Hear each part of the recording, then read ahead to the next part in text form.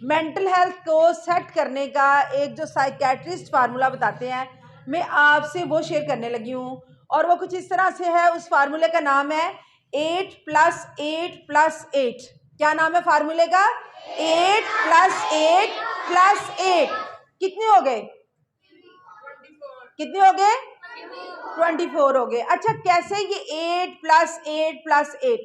इसका मतलब ये है कि अगर आप मेंटली एंड फिजिकली हेल्दी रहना चाहते हैं तो आपने अपने 24 आवर्स को 3 हिस्सों में डिवाइड करना है। और वो 3 हिस्से किस चीज के होंगे?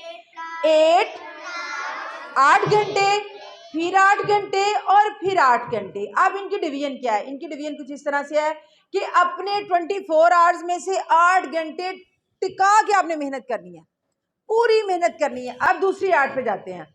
दूसरे 8 घंटे आपने खूब सोना है। कहते हैं ना, कम से कम एक हेल्दी बॉडी को 8 आवर्स की स्लीप जरूरी है।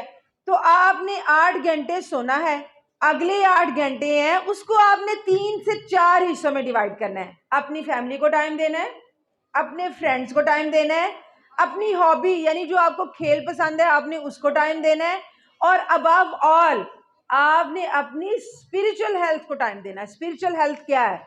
हमारा जो रूह का ताल्लुक है। मसलन हम नमाज पढ़ें, कुरान पाक पढ़ें, यानी लाइफ के हमारे एक दिन के जो 24 घंटे हैं उसमें से हमने 8 घंटे क्या करना है?